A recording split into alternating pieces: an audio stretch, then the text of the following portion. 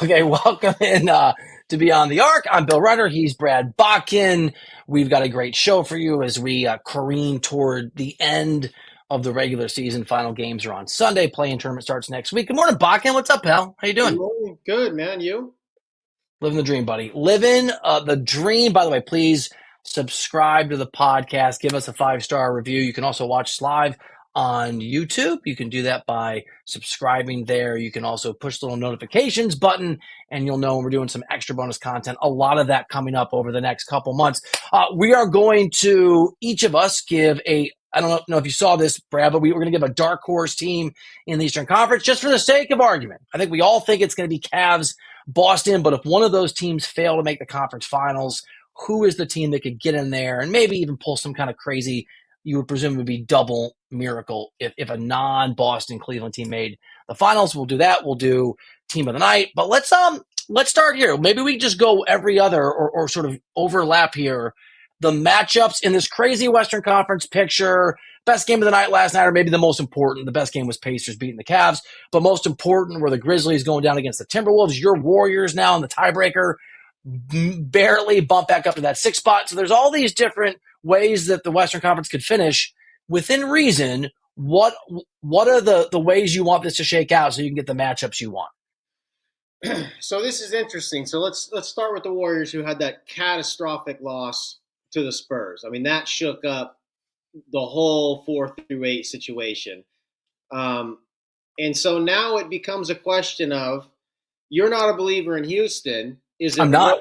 Is it worth dropping to 7 and having to flirt with playing the Timberwolves in a one and done and get Houston instead of the Lakers are going to be the 3? So you're basically it's we could still get the 5. I say Golden State could still get the 5, but it's like I don't know. Want the 5, huh? You don't want You don't want the 5. Yeah, you don't want to play the Thunder. I don't know. It's so hard because we did this last week with who we think the second best team in the West is. I don't know. I don't know if I'd rather. I think it's Golden State. Okay, so between the Nuggets and the Lakers, who would you rather play? I don't know. So you're going to get now. You're going to get Denver. If you play the Clippers, you're going to get Denver. If Denver goes 0-2, I'm lengthening this, but the matchup that I think that I probably want to see is Golden State Houston, if only to put off until the second round the Lakers and Golden State, because they would still be on the same side of the bracket. So I'll say Golden State Houston, but I'm much more afraid of Houston than you are.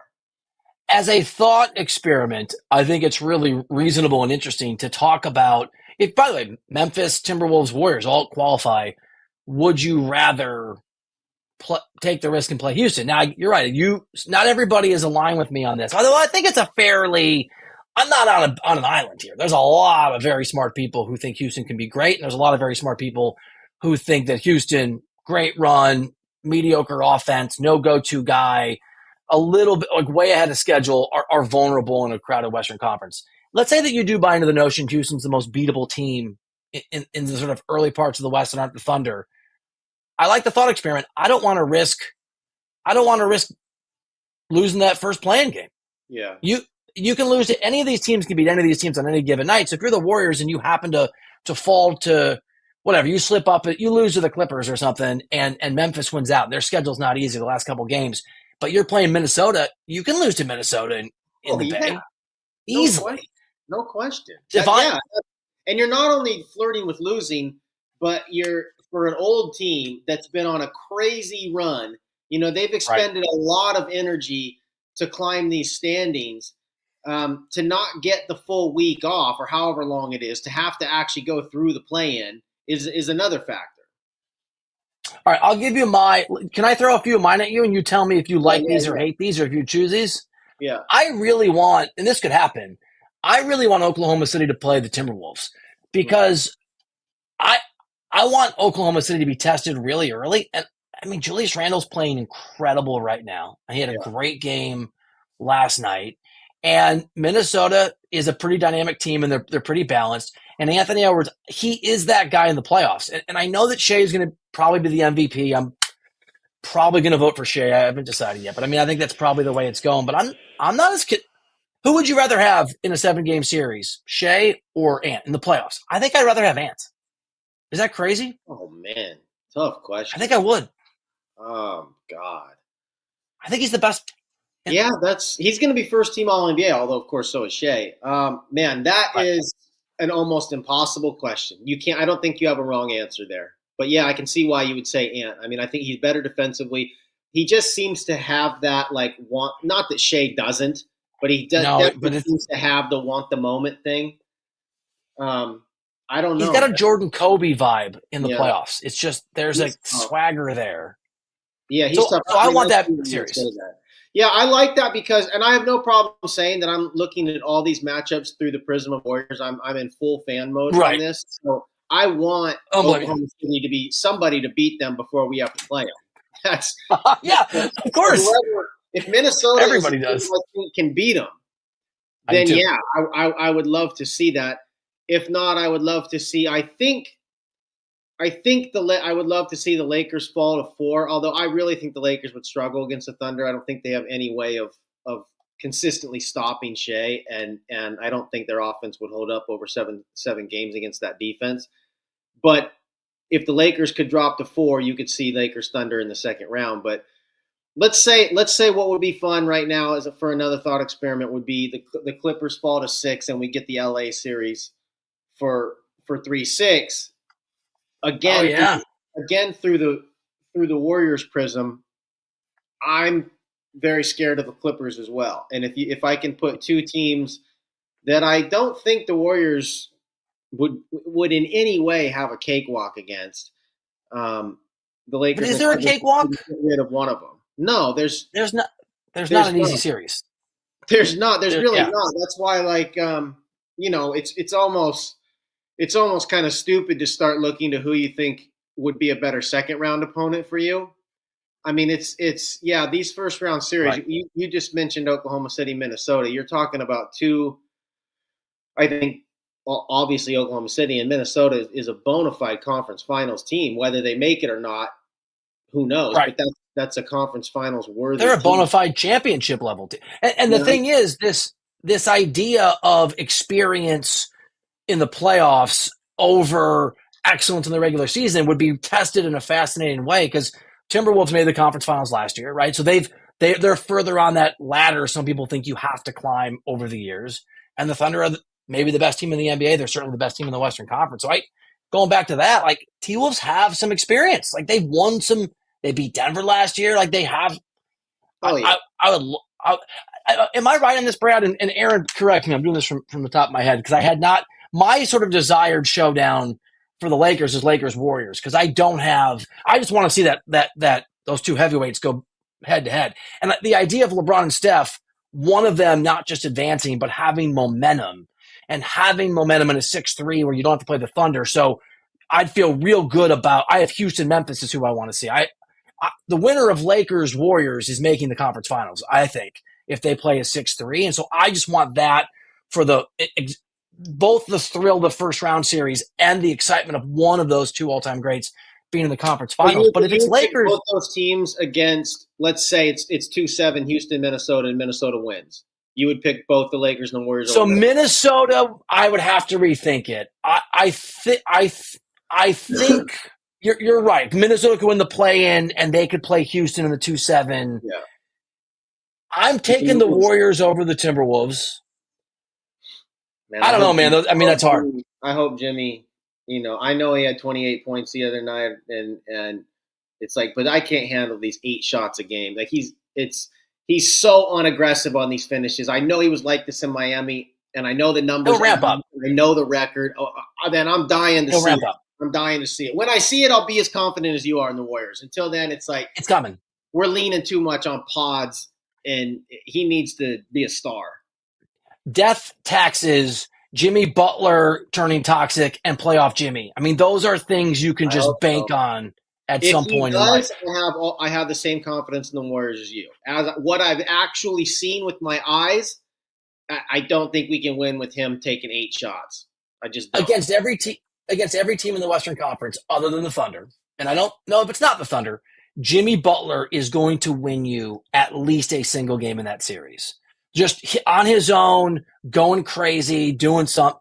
And Steph's going to win you a couple, maybe, right? Probably. Well, that's why Houston scares me, is because specifically what they can do to Steph. Amen Thompson, the way they can switch everything, the pressure they play defensively, it does. He's one of the few defenders that can really make it so that at least Steph can't just completely control the whole series. And if he doesn't control the whole series, yes. Now I'm leaning Jimmy more than just one game. That's my fear. That's my fear. No, it's all, dude. I'm really excited on the radio show next week. I'm going to do this, and maybe we'll do it on the pod. And we're going to break here in a second, and come back. But just, I am excited when we sort of get at least the play-ins. We know who's in the play-in. I'm going to make a case for every team 2-8 to make the finals. I think there's a legitimate, and I don't buy Houston as much, but I could very well be wrong. There's a reasonable case for every single team to make at least the conference finals, and I think the finals, which means there's a reasonable case for every team to lose. Because if it's that crowded, it's incredible. I want to make a point on Clippers-Lakers, your sort of preferred showdown. So we're going to do that and just sort of keep this thought experiment going about what are the matchups we want to see in this crazy Western Conference when we come back in just a sec here on Beyond the Arc. Baby, we are gonna start a fire. From world-renowned clubs simply devastating to worldwide stars. Wrexham have done it. This incredible ride continues. The English Football League on CBS Sports Network, and stream every match live on Paramount Plus. All right, welcome back into Beyond the Arc. He's Brad Bakken. I am Bill Reiter. We are sort of talking about matchups and what we want to see. I didn't put Clippers-Lakers down. Really, you could just sort of have any order and it would work. And producer Aaron, correct me on this. I don't think they've ever played each other in the playoffs. I don't think the Clippers and the Lakers probably not have ever met each other in the postseason. And I know that people don't. Good for you for going to games. Yeah, it'd be amazing. Also, producer Aaron thinks once. Part of the reason that would be amazing is I would take the Lakers in that series, but only because I just. You know, what's the old George W. Bush, fool me once, shame on you, fool me twice, can't fool me again. I'm done betting on and believing in Kawhi Leonard. can't fool me again. That's such a great one. But if Kawhi can play, whatever, that series isn't about can Kawhi play in 20 playoff games. It's can Kawhi play in 5 to 7. And if Kawhi is playing at the level we've seen the last few weeks, the last 3 or 4 weeks, I mean, the Clippers can beat anybody. It's a good point because if we're looking at this like over the 2-month thing and like can the Clippers – the Clippers and Lakers have never played in the playoffs. But I thought not. Yeah. If you're looking at this through the prism of the marathon of the playoffs, it's difficult to get behind the Clippers because it's just hard to imagine James Harden holding up and being good for 4 rounds, Kawhi Leonard being good, healthy for 4 rounds. But for any given round, the Clippers have to terrify you. They have to terrify you. Absolutely. Kawhi can stay healthy for 6 games, and Harden can, he in that last Sixers series when he had 2 bad games, but he had 2 40-point games, and if Kawhi can cover you on the other 2, that's a problem. Norm Powell, the way they defend, the Clippers are, we're going to talk dark horses in the East, but they're definitely a dark horse in the West, but you're right, it's almost crazy to look ahead to second round series and what side of the bracket you want to be on. Every first round series is going to be a significant test. Every team can lose in the first round, like reasonably lose, other than the Thunder, and I don't think they're impenetrable depending who they play. To your first matchup, what if the Timberwolves lose to the say whoever, the Grizzlies or the Warriors? They slip to 7, and now they beat the Mavs. The Timberwolves, they can beat them. And they can beat them. Does any series, Bill, go shorter than 6? Oh, that's a great – it depends on the matchups, obviously. But there are matchups. So here's what I wrote down what I want. I want OKC Timberwolves. I want Houston Memphis, which I think is the best outcome for Houston, but not a good one. I want Lakers Warriors, and I want Denver Clippers. Every one of those series goes 6, other than maybe Houston Memphis. And I'll bet Houston Memphis goes 6, but I could see – I'm not assigning Houston, but if you are, I guess you can make a case. On the other one, I don't think Houston wins that in 5. I think that series would go 7. I think Memphis could win the series. So do I. But they're unpredictable, right? Ja's unpredictable and health-wise. You brought something up that is interesting. I hadn't thought of this. We keep talking about how you want to miss the Thunder as long as you can, and you do. Noted. I think the team you want to miss the second most is the Clippers because they are likely to break down, but the longer they go, the more likely that breakdown is to occur. And so you're probably going to get best version of the Clippers in the first round. That's not great. Totally.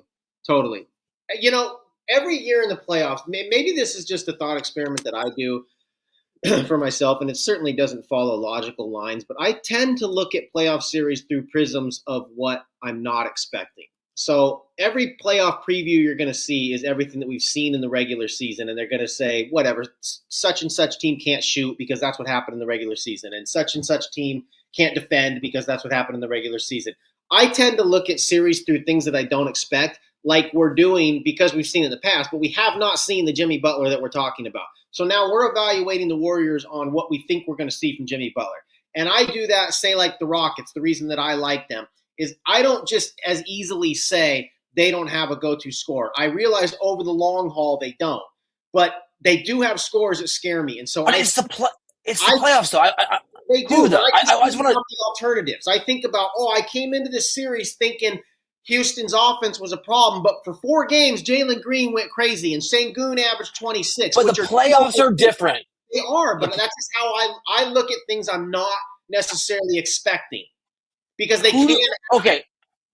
Who are you relying on from Houston? Like, it's the first round. You're playing whatever. You're playing Memphis. Memphis is good defensively. It's a close series. You've got to get some buckets late in games that are very stressful. You need somebody who's maybe the defense is clamping down. You've got someone who's going to create their shot or create some magic. Who? Well, Sengun? Green's capable of that. I think Sengun is capable of that. It's not capable. Rely is the word of why you wouldn't believe in the Rockets. I don't think there's anyone I'm relying on. There are people I'm fearful of. I have sort of an NCAA tournament, and I know it's not a one-game situation, but I look at it through that prism of things I'm not – there's always somebody that kills you in a Game 7 that you're not expecting, And I think about that over the course of a whole series. Man, I sure didn't expect Jalen Green to shoot 46% from 3, but he can. And if he does, that can also be Desmond Bain scoring 42 in a Game 5, that's right? How I look at series. I don't – I look at the Knicks and I say, oh, man, I don't know. But I think, man, for one series, if they'll play the 2 big lineup, we haven't seen them that much. They do have a lot of X factors together. I look at things I didn't see a lot during the season, that X factors that happen for a series that wouldn't happen over the long run, and suddenly you're in a lot of trouble. If one person, Green, Sengun, hell, Dylan Brooks, if somebody catches fire for the Rockets, which is not impossible, if they do, then having to beat that defense is insane. And it only really has to be 1 or 2 players. Yeah. The defense. That's why Houston, Memphis, man. Did you see Morant yesterday against Gobert, where he kind of went into Gobert, and then he bounced off of him and made the bucket? They were trying to sort of get by the Timberwolves didn't collapse, but there was a moment there last night where it looked like Minnesota might lose. John Morant attacking that Houston defense, that would just be fun to watch, battle. Because John Morant's playing hand grenade celebrations or otherwise. He's playing real good right now. He is. And I don't so I also tend to look at these things that are kind of too easy to be true. Like the Grizzlies are done because they fired their coach and they're in chaos. The Grizzlies are not done. The Nuggets are done because what are they doing? They fired Malone. They're not done. Houston's young. They're not done. I sort of try to look at the opposite of what the logical storyline is. Same thing with OKC. I think people are not realizing how good they are. I'm the opposite with them. I think people realize. I think I realize. It reminds me a lot of the 14-15 Warriors, where everyone knows they're good. Yeah, I've heard this. We're in that I don't know. We got to see it. They're still vulnerable. In that Memphis series, they were down 2-1, and it was hey, they're not as good. We're going to do that with OKC. They're going to be 1-1 in a series, and we're going to say, this is buckle up time. Are they really this? And I think they really are. I think we're just a little bit in wait and see mode. I think they're not nearly as vulnerable as we're going to all try to make them. So I go the opposite with them. I think they're actually much further ahead of the pack than the general perception of a total sardine crowded Western Conference. I think they're very clearly on their own. But yeah, that's how I look at series. I tend to look at things I haven't necessarily seen over the course of the year. All right, I'm gonna do something really quick, and then we're gonna take a break, and we'll do our Eastern Conference dark horses.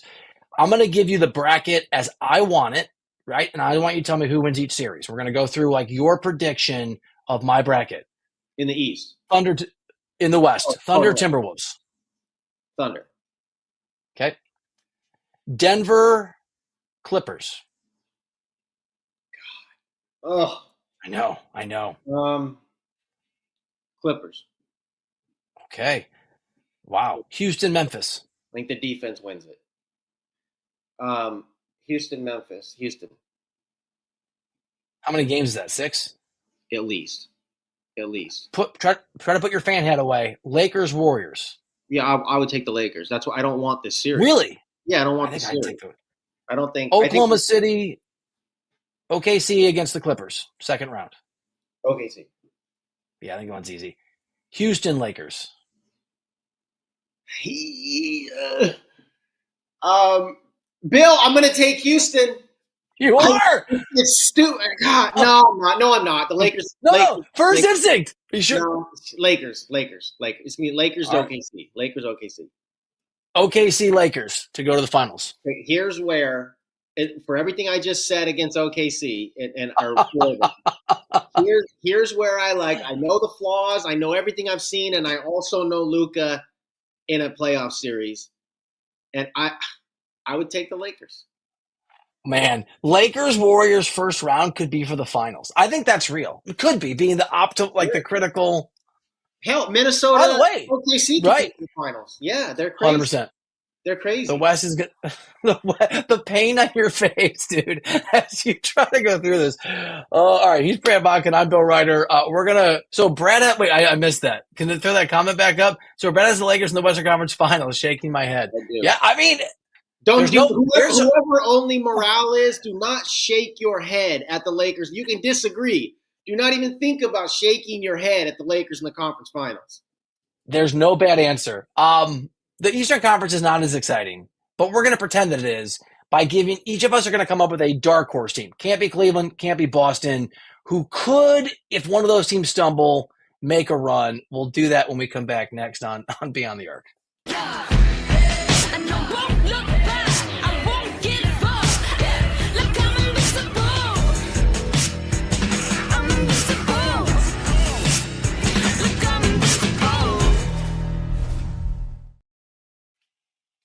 All right, welcome back into the show.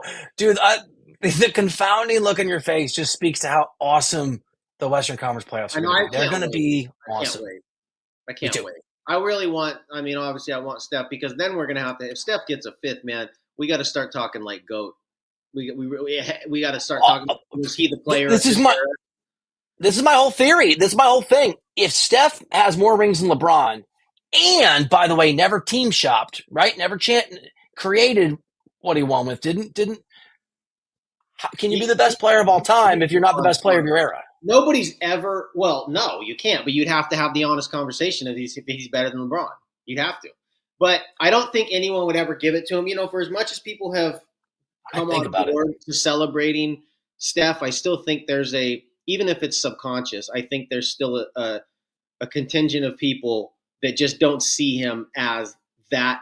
He still doesn't fit the bill. He's not physically. Yeah, and I think as we've moved on from that, I think it's very, very difficult when you're saying this guy's the greatest ever. I think we'd have the same problem with Jokic, who I think is going to have a case if he plays 10 more years. We're going to say he's got to win 4 rings, dude.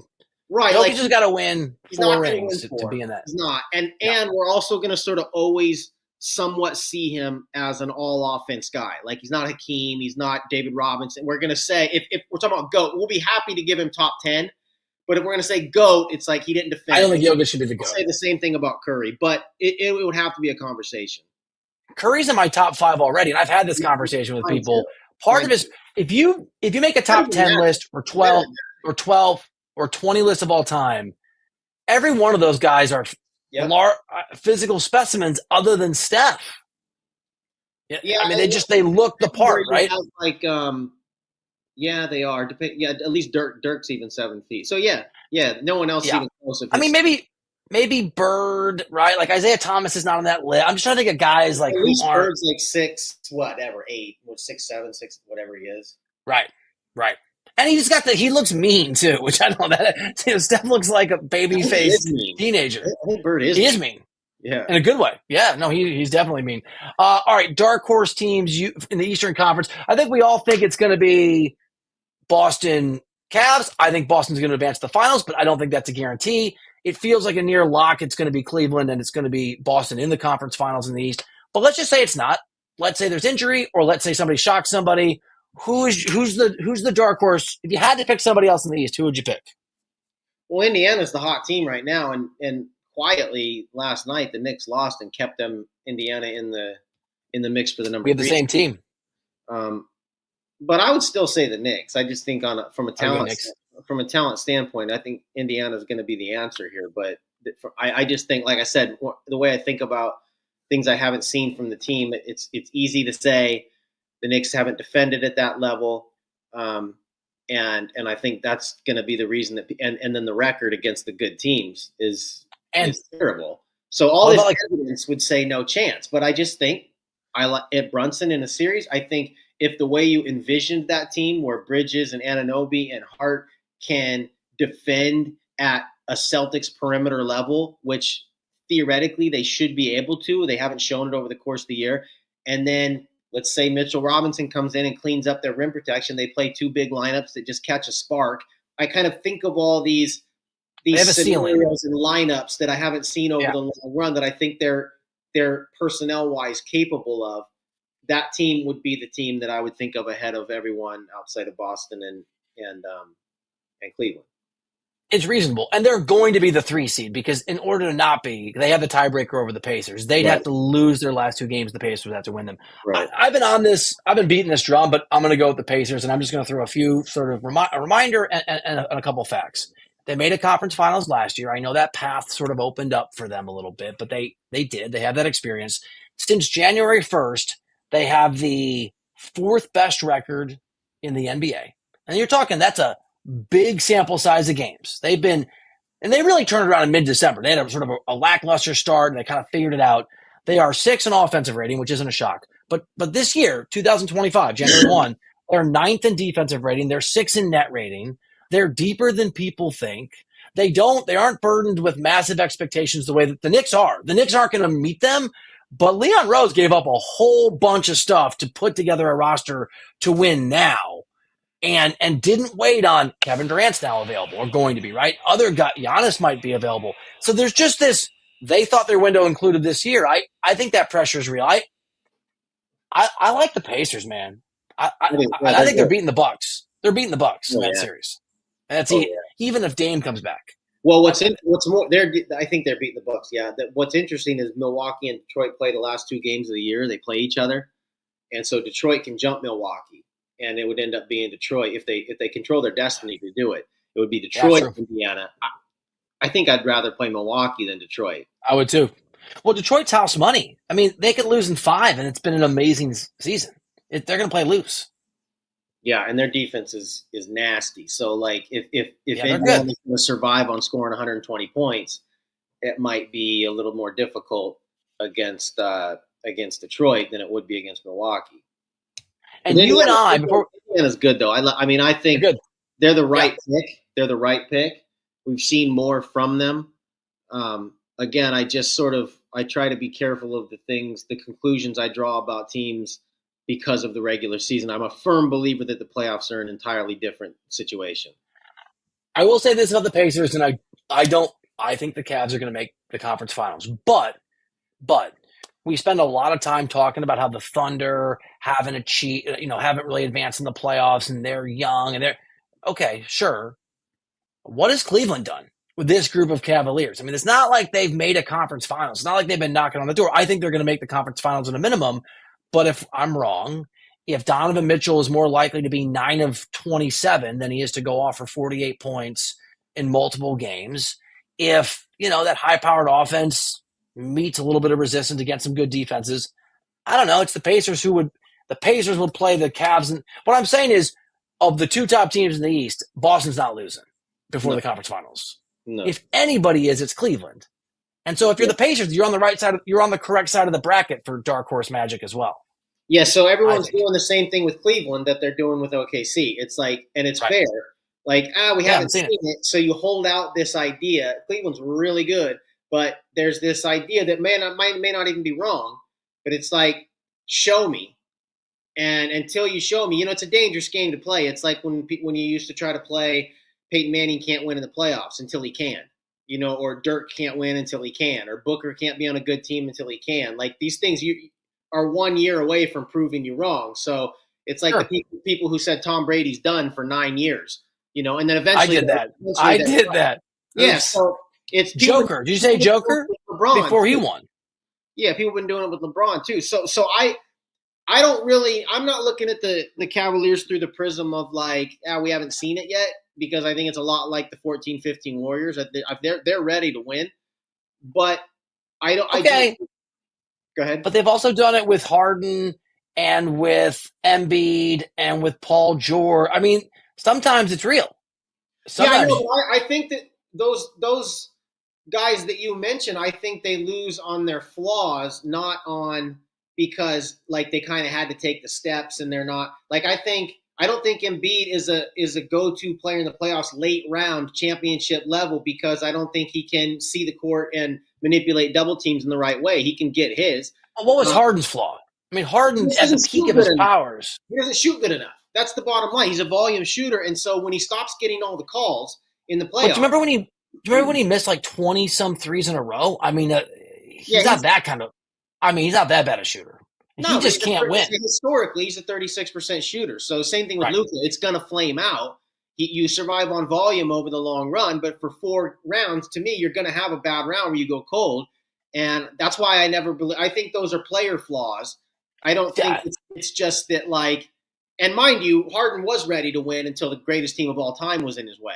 So he was ready to win. I don't know. I'm not sure he's ever ready to win. All right, and you and I are doing HQ together at some point in the next few hours, right? Are we on together? If you're on, I'm on at 3 something. 3:10 Eastern. Brad Bakken and I, Redux, part 2. Who's your team of the night before we close this guy out? Let's go with the Knicks because they're the most interesting team for a couple of reasons. Again, I think they built their team for the playoffs. They built them specifically, which they're very likely going to end up playing Boston in the second round. They beat that team. They designed that team specifically. They gave up everything for Mikal Bridges, who in a vacuum is not worth what they gave up for him. But specifically against Boston, to be able to match their perimeter switchability, their length, all of that defensive versatility, and third option, everybody can shoot. They did it specifically to play the Celtics, and so I'm very, very curious to see. I'm with you. They're going to wrap the 3 seed at some point, and they're going to play Boston. And they've been faring better. And last night's loss didn't sway me in any way. Hart didn't play. Anunoby didn't play. And so I'm into the Knicks. I'm into at least seeing what this is, because they designed it specifically for the playoffs. And if they don't, and I think you're right, there's more, they did give themselves a long window or longer, but it's still in win now mode. And I just wonder if you design a team specifically for this and you don't even say they play Boston, maybe they lose in the first round, or they play Boston and get swept.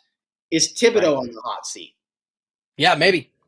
I mean, Leon Rose isn't messing around, right? It's his decision-making. My team of the night is, maybe for the first time all year, a team that didn't play.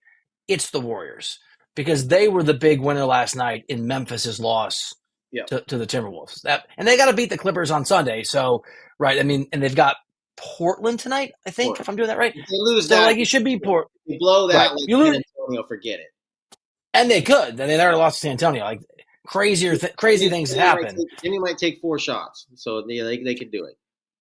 10th time of the night, by the way, 10th time for the Knicks to get team of the night. Second, Warriors have the most at 14. All right, if you're right about Houston, and you're probably not wrong, I don't know, man. It's like here.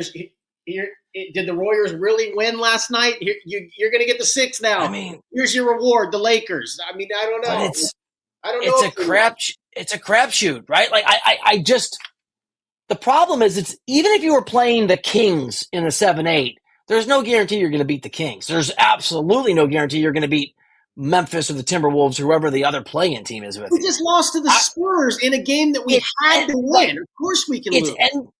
It's NBA Russian roulette. I'd rather guarantee a 7-game series against the Lakers than take the risk that I'm out of the playoffs or I play the Thunder.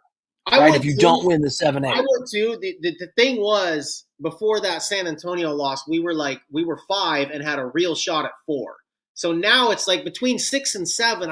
I still with you. I'd rather have the guaranteed series. But man, I was hoping for like the 4-5 home court advantage against the Nuggets. That's what I was hoping for. The Warriors have never won a play-in Oh yeah, game. that's true, huh? I remember when I was 0-3. devastated when we played the Lakers and Steph played great and we were out bounced by them. We got bounced by Memphis. Yeah, it's tough. You know, one of the craziest stats that I've heard in a long time, and this may still be going. It dates back to their first championship. I think it's still going. That the Warriors have won at least one road game in every playoff series they've played in, which is insane if you think about it. Wow. It really is.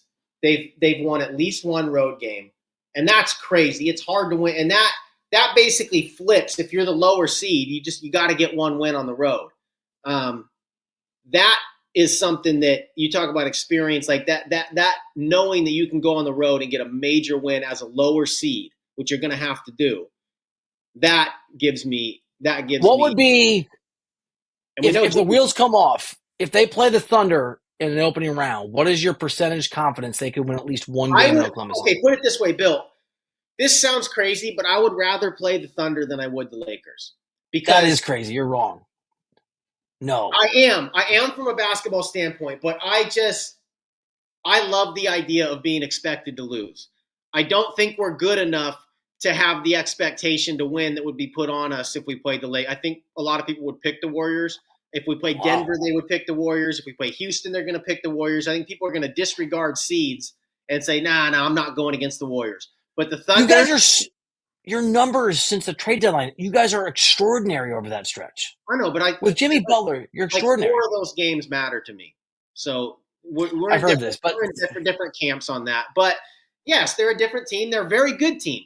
But I don't think they're good enough. I think people are going to lean on the history of the Warriors, and no matter who they play, and say, I'll take the Warriors, except OKC. And I like that we would be expected to lose. All right. I can't wait. I cannot wait for a week from Saturday. We're so close to the actual playoffs. Play-in start Tuesday.